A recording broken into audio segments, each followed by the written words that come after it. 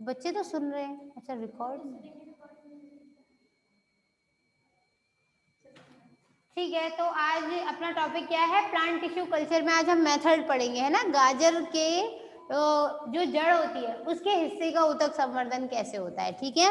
तो भाई किसी भी प्रैक्टिकल को लिखने का एक तरीका होता है, पहले उद्देश्य लिखेंगे, फिर आवश्यक सामग्री लिखेंगे, फिर अगर उसका कोई सिद्धांत वगैरह है तो वो लिखते हैं, है ना, प्रिंसिपल। और नहीं तो फिर क्या लिखते हैं, विधि लिखते हैं, और विधि के बाद फिर उसका कंक्लूजन, अगर कहीं कोई गणना वगैरह हो रही है तो वो गणना लिखते हैं ऑब्जर्वेशन में, और फिर last and finally result. Result के बाद सावधानी, बिना सावधानी के प्रैक्टिकल का अधूरा होता है, ठीक है। और सावधानी का मतलब ये नहीं है याद नहीं आ रहा कुछ तो मतलब विधि लिख ली, थोड़ी सी सावधानी और लिख ली 8, ऐसा नहीं है। 2 से ज्यादा सावधानियां कोई प्रैक्टिकल में लिखी नहीं जाती, ठीक है ना। और वैलिड सावधानियां, ये नहीं कि गाजर को अच्छे से धो लेना चाहिए, पोंछ लेना चाहिए, सुखा लेना चाहिए, ये तो ठीक है, विधि में लिख तो दिया आप लोगों ने इतना कुछ, ठीक है।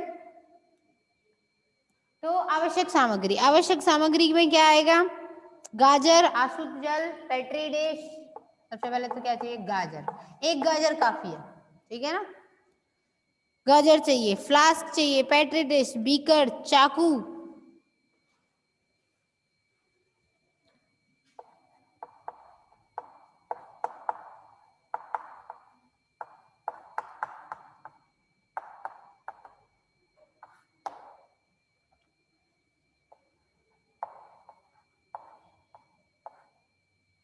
कॉर्क। कॉर्क क्यों चाहिए, उसको ढकने के लिए ना, वो जो कर्तोतक को आगे कैलस में बदलेगा तो उसको ढकेंगे ना, वातन रोधी, उस हिसाब से कॉर्क बर्डर।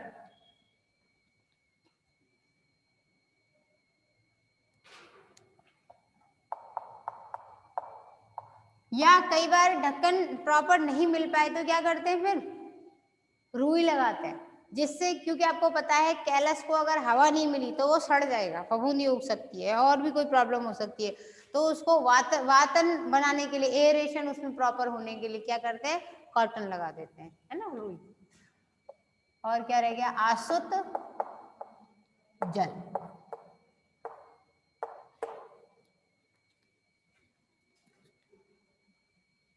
पेट्री डिश, और रह गई पेट्री प्लेट या डिश, और बचा कुचा फिर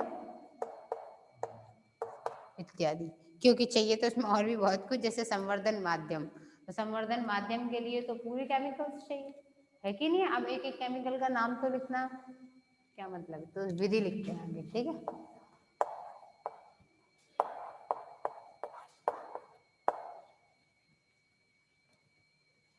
विधि, विधि में क्या आएगा, ऊतक संवर्धन की प्रक्रिया के लिए काफी सारे चरण हैं, ठीक है ना। टोटल 7-8 चरण होते हैं इसके, 8 चरणों में ये क्रिया विधि पूरी हो जाएगी। तो सबसे पहले क्या होना चाहिए, सीधी सी बात है, जड़ को अच्छे से पानी से धोना चाहिए।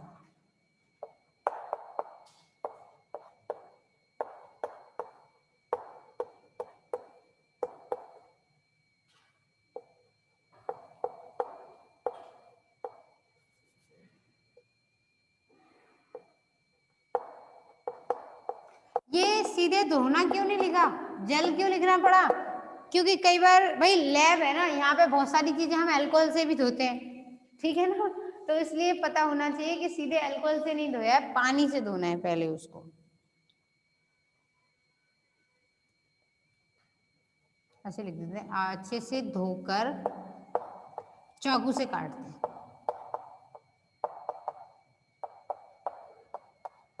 काटने के लिए क्या करना है, उसका फिक्स साइज होता है, ठीक है ना। ऐसा नहीं कि आपने सलाद बनाने के हिसाब से काट दिया वो गोल गोल, नहीं। 5.10 mm मोटाई के गोल अनुप्रस्थ टुकड़े होते हैं। दूसरी चीज, चाकू की बाहरी सतह को छील देते हैं। 1 से 2 mm मोटी बाह्य सतह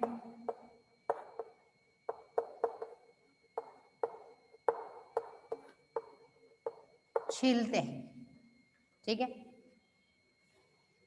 छील दिया, छीलने के बाद क्या करते हैं, 5.10 mm मोटाई का अनुप्रस्थ काटते हैं।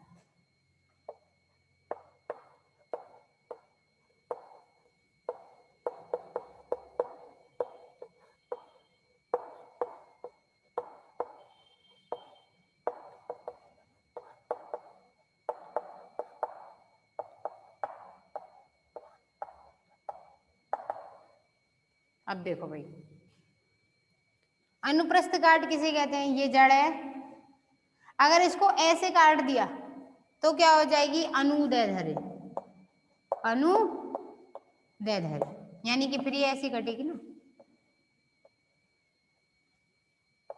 ये लकड़ी जैसी पीली पीली आएगी, ऐसे तो नहीं कह रहा है वो। अनुदैर्ध्य को क्या कहते हैं? एल एस, लंबाई में काट दी तो क्या हो गई? एल एस काट।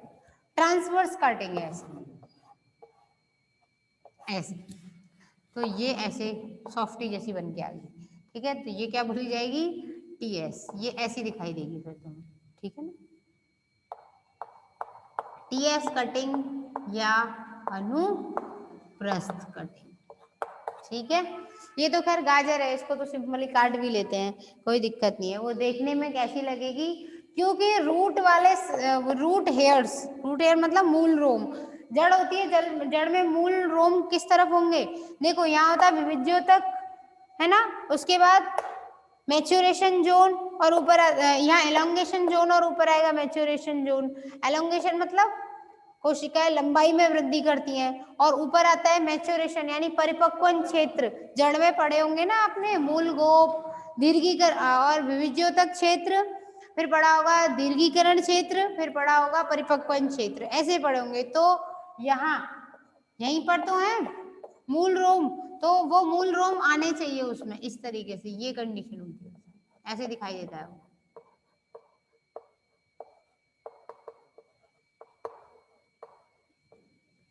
इस कंडीशन में दिखाई देगा।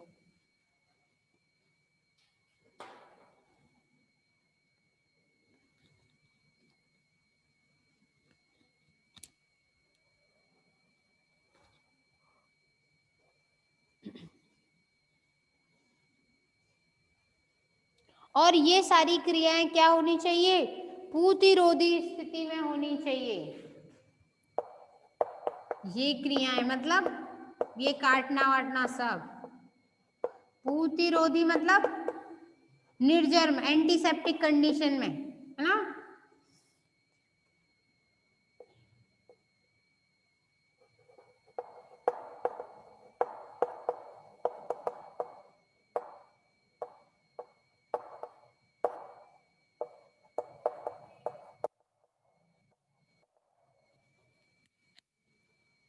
अब आगे करते हैं, ठीक है ना।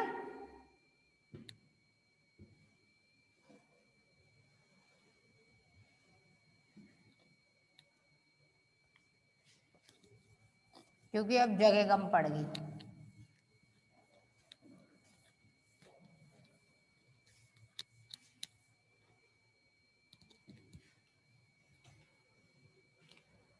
तो आगे क्या होगा? लेमिनर फ्लो,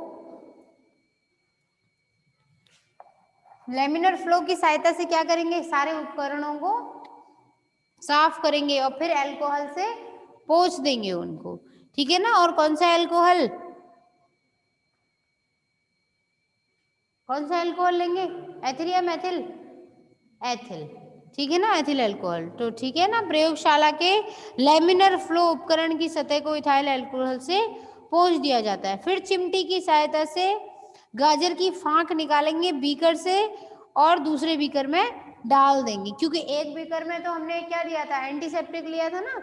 वो इथाइल अल्कोहल भी ले सकते हैं, या फिर आपको इतने सारे लिखवाए ना, परऑक्साइड, हाइड्रोजन परऑक्साइड वगैरह, या सोडियम हाइड्रोक्लोरेट वगैरह, तो वो सब कुछ मैं काट लिया रख करके। जैसे प्याज को आप कटोरे में पानी में रख के काटते तो आंसू नहीं आते, है ना, ठीक वैसे उसको अंदर ही अंदर काटना है।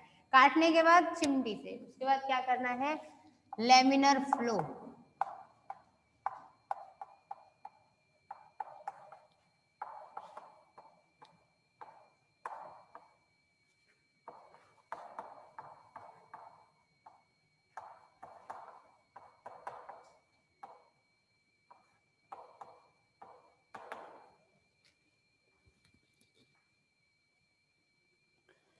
को पहुंच करके निर्जर्मीकृत करते हैं, है ना। और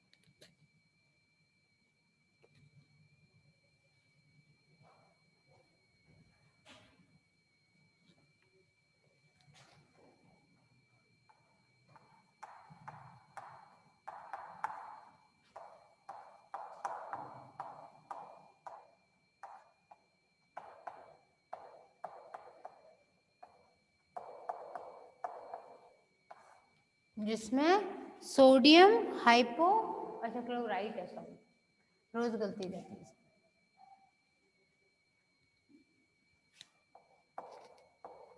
सोडियम हाइपोक्लोराइट।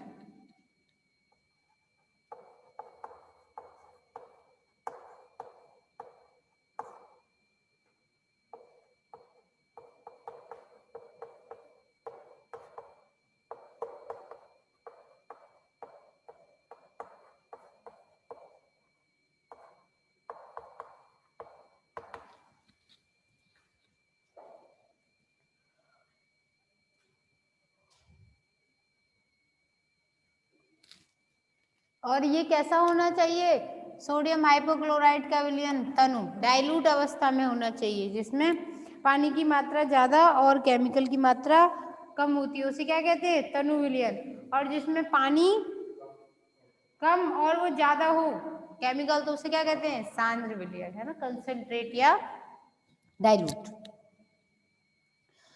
तो आगे तीसरे स्टेप में क्या होगा, 3 अलग अलग बीकर लेते हैं जिनमें 2 बार, है ना, दोहरा डिस्टिल वाटर 300 ml भर के रख देते हैं, और फिर चिमटी की सहायता से गाजर की फांक को सोडियम हाइपोक्लोराइट विलयन से प्रथम से निकाल लेते हैं, है ना, और 30-30 सेकेंड तक क्या करते हैं, उसे रिंस करते हैं, मतलब धीरे धीरे से घुमाते हैं, उसमें डाल करके वॉश करते हैं, इसे हिलाते हैं ना किसी चीज में डाल के, तो उसे क्या कहते हैं, रिंस करना, है ना। हिंदी नॉर्मली क्या कहते हैं उसे, इसमें क्या झकोला देते हैं।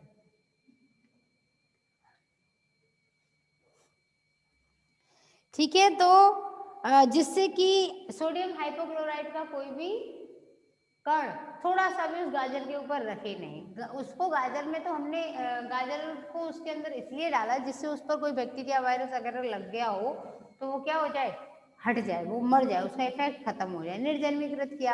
अब प्रैक्टिकली तो वो फिर गड़बड़ कर देगा ना, वहाँ कैलस माध्यम में अगर मिल गया तो जाकर के, तो उसको साफ करना जरूरी होता है। ठीक है, फिर उसके बाद दोबारा से आसुत जल वाले पैट्री डिश में रखते हैं, और निर्जमीकृत करके जो कोर्क बोरर की सहायता से क्या किया, गाजर की फांक में कैम्बियम वाले ऊतक के क्षेत्र के गोल गोल टुकड़े काट लेते हैं, और फिर एमएस मीडियम पर उसको स्थानांतरित कर देते हैं। ठीक है ना। और कैम्बियम कहाँ होगी, कैम्बियम कहते हैं अंग्रेजी में, हिंदी में कहते हैं एधा। एधा कहाँ होती है, जाइलम फ्लोएम के बीच में, है ना, अंदर की तरफ जाइलम बनाती जाएगी और बाहर की तरफ फ्लोएम बनाती जाएगी, तभी तो एक साल में एक रिंग बनती है उसकी। ठीक वही कंडीशन है।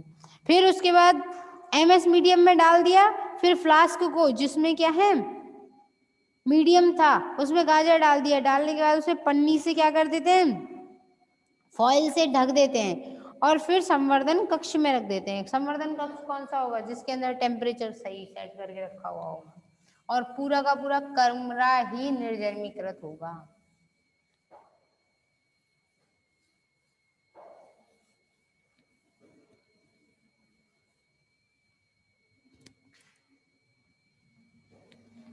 आगे बात करते हैं, ठीक है ना। अगली कंडीशन, अगली कंडीशन में क्या है, 3 बीकरों में अलग अलग दोहरा आसुत जल। अच्छा एक बात बताओ, 3-4 बीकर क्यों लेते हैं, एक से दूसरे में, दूसरे से तीसरे में, 3 बार धो लेना उसको। इसके अलावा प्रयोग जब करते हैं तो एक ही एक्सपेरिमेंट के बेसिस पर नहीं चलती है कहानी, एक फेल हो गया किसी वजह से तो सारी आइडियल कंडीशंस में भी कई बार फेलियर मिल जाता है, फिर क्या करेंगे, फिर आपका नहीं तो किसी दूसरे का 2-3 अलग से ऑपरेटर्स बनाने पड़ते हैं, 2-3 प्रयोग करोगे तब एक सफल होगा ना, आप 100% श्योरिटी लेके कैसे चल सकते हो। ठीक है ना।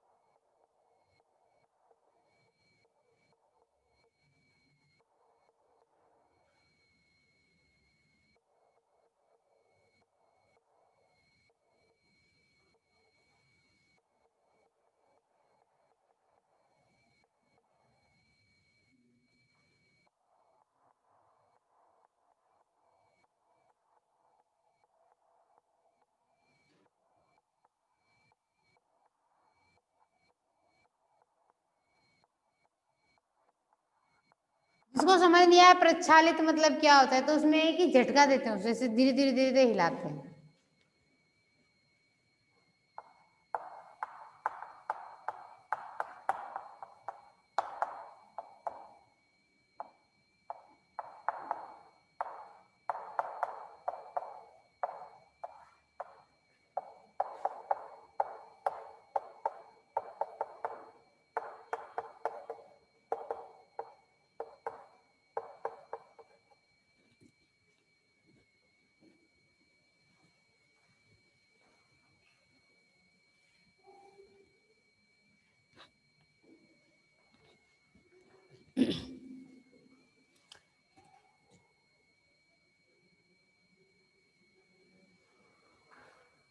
और ये काम कितनी देर के लिए किया जाता है? आधा मिनट, 30 सेकंड के लिए।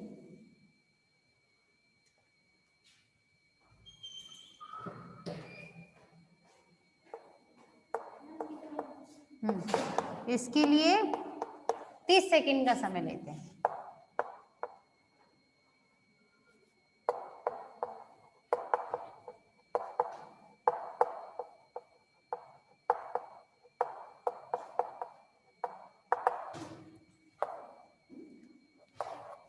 ठीक है, अब आप लोग रिजॉइन कर लीजिए।